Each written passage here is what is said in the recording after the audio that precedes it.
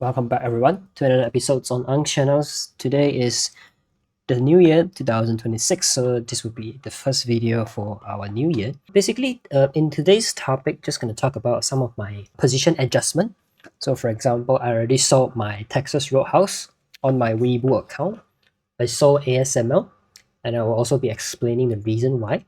And thirdly is going to be my positions to add on as well as my expectation for upcoming allocations and so on. So without further ado, let's get right into it.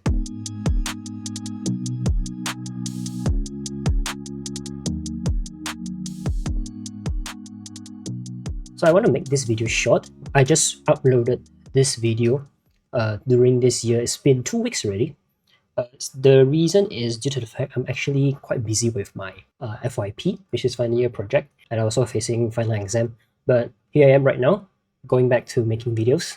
The reason why I sold ASML is due to the fact our TSM, which is Taiwan Semicon Manufacturing, has broke their earnings and revenue and has surged up more and create all-time highs. So eventually this company reported a Q4 net profits, which is a 35% increased revenue and exceeded 1 trillion with plans to invest up to 56 billion this year. It's a lot of good bias towards this company and also reflected by the price action of the company. By this good news provided by TSM, what its benefit is going to be for NVIDIA.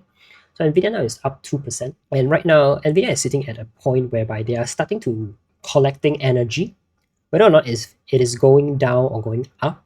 But I do think over the long run, it's still in a bullish position.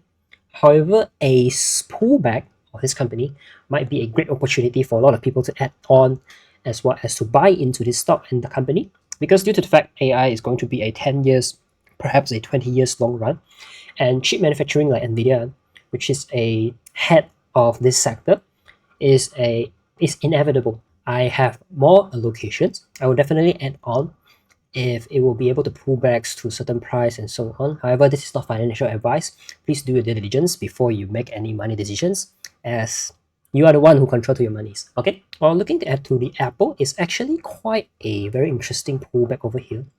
If it managed to pull back to 250 or even the 245, I will consider to add more to the positions whereby I only have 2 stocks of Apple, which is going to be around 500 and so on.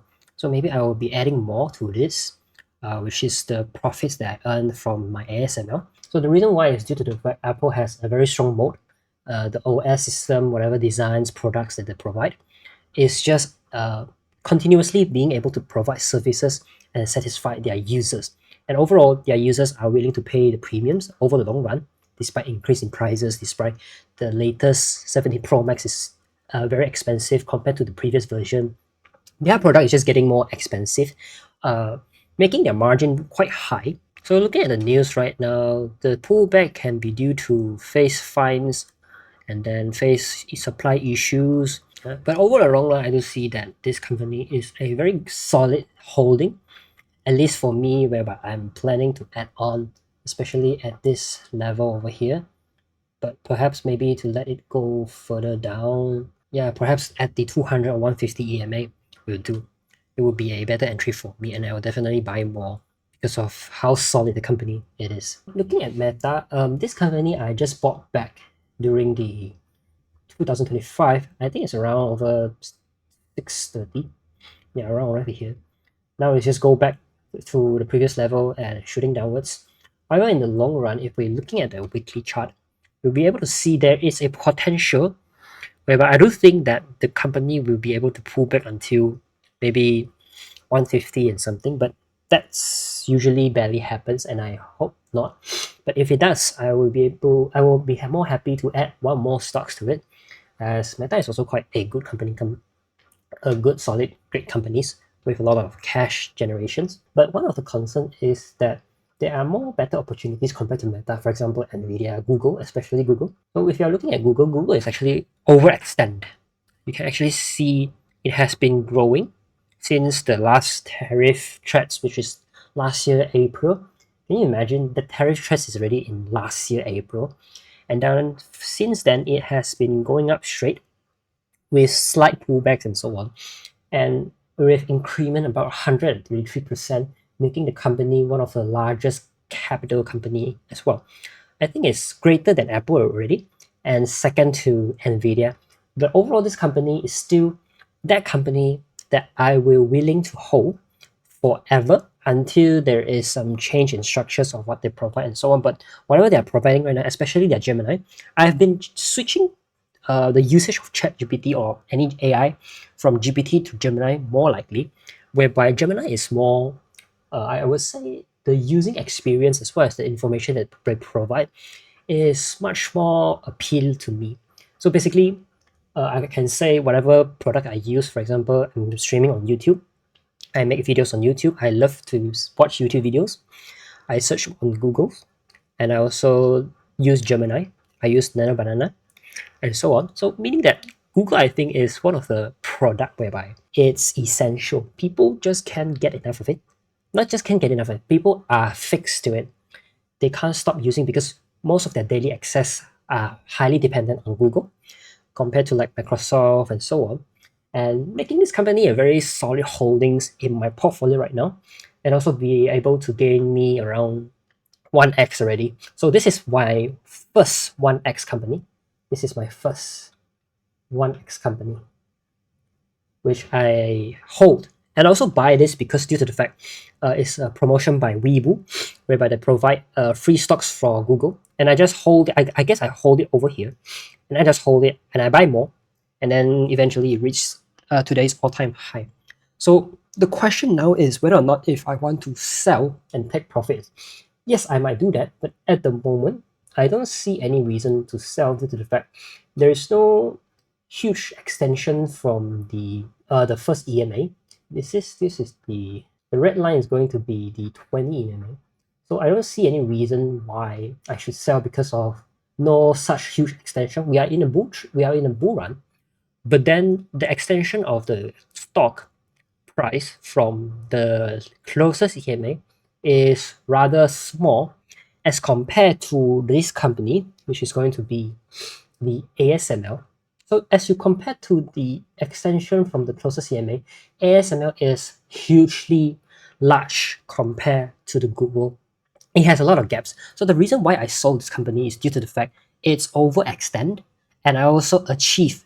This is the second stock of my portfolio, which is ASML, that achieved 1x. So meaning that I actually double what I invested into the company. So I didn't invest a lot. I just invest one stock, which is I bought it at around 670. So right now, just now I sold at 1350. I sold before, I sold pre-market. So I was able to get a more better price and better premiums. So what I'm hoping right now is for this company to, of course, come back down to the closest CMA before I enter. So I have a solid lock-in of profits around $150. It's not much, but then I do think that it's very dangerous to just hold this company at a very high with such huge extension. And also the reason why I exit is due to the fact I am looking forwards to buy more in terms of financial stocks. So for example, first is going to be Visa. So Visa, they have been experiencing this small pullback and so on for quite some time already, since I think June of 2025, consolidating, going up, but then now shoots down a bit. So this shooting down is due to the fact Trump is actually putting, I think, a 10% tax rates on the credit card rates and so on. And that could be one of the factor. And another factor is that Citigroup or whatever, this company is actually in a similar industry, which is going to be financials. They have a loss, or in terms of losing their predictions, whereby they also achieve earnings reported at 1.19, revenue at 19.87 billion.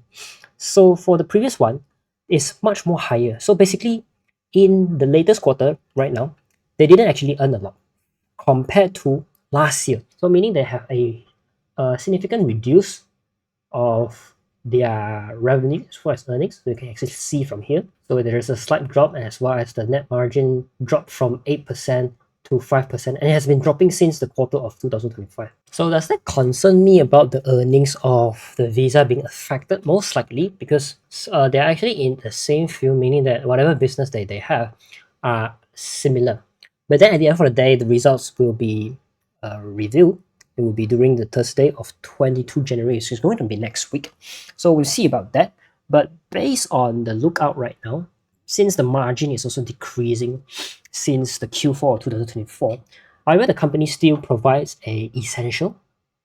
The services are necessary for a lot of people for transactions purposes, purchases, as well as credit cards, and a lot of anything related to transaction, purchasing, money transactions are all related to Visa. This company, if you look at the weekly chart, you'll be able to see is a pretty decent support during this. So it's a very support due to the fact it closed back to the 50 EMA after the pullback down, but then it now closed below it with a solid large red bar. I was hoping that it would actually drop towards the 150 EMA before I can buy and then add the stocks, which by this position allows you from the all-time high, you'll be able to obtain a 20% discount, which is a great margin, and you'll be able to hold this company with a relatively stronger or safety place. And the second part is going to be MasterCard. So the MasterCard over here is also represents a similar idea. You can actually see the close, large red bar close below the 50.